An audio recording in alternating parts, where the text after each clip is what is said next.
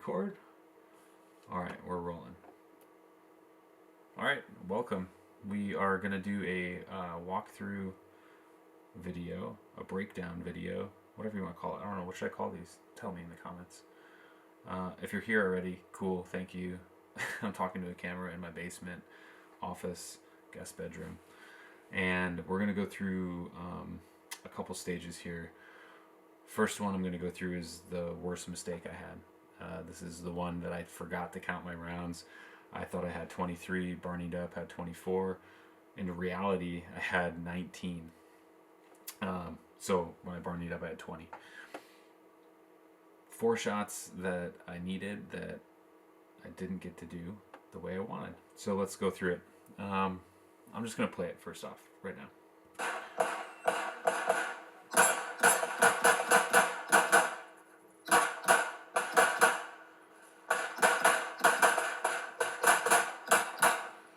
Yep. And there it is. No, God! No, God, please, no! No! Well, I thought I took that out from this portion, but I guess I'm going to have to move it over here. I think this is... Where's that score come in? Like there. So, alright. I'll go ahead and turn this off so we're not hearing that again. And let's just go through that. I mean, it was a pretty good stage plan. I think most of the guys had actually started off going from this first position, drawing into that port. And I didn't like that idea because it was a no-shoot and it was kind of like stalling you longer than getting the gun up. Looking back at it now, I kind of wish I would have went for the paper on the ground first, because then I would have only had to draw my gun up to a certain distance and then transition up into steel, paper, paper, as I could start to move out of that position. So here I had steel, great, 1 for 1. That was my plan. And then paper, down to paper. As I'm moving forward, I realized, oh, I could shoot this one as I go into this port. Then I get into the port. I kind of sucked myself into this area here a little too much than I wanted to. And then as I'm getting closer, I took those shots, realized I got to turn a lot. Now I'm like too close to that corner of the wall. And I think it would have been better. I like this big wide step I took, but it would have been better if I stayed back a little bit further, like more along in the lines of that wall here.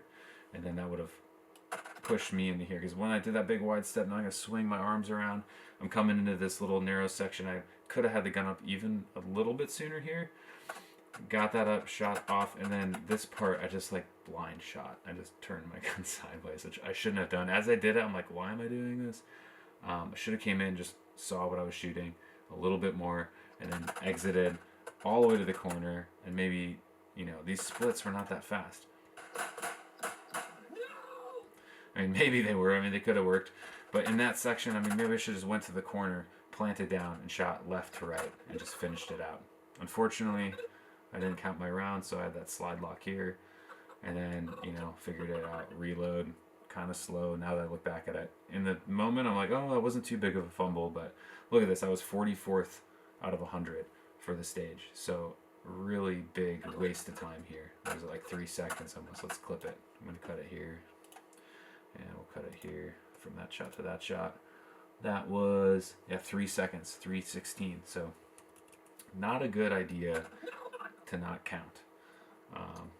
Yep, then I finished it off here. Ended up with 7 Charlies, 17 Alpha.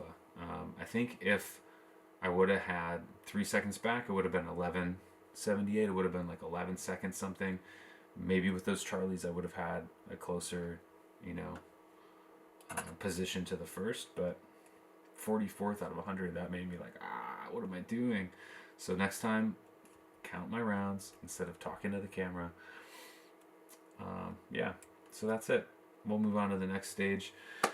But I'll put this one out pretty quick and let me know what you guys think. I know I'm not a GM, but I am somebody that observes myself all the time. I go back and I look at this footage as I'm doing my videos and I think about all these things all the time.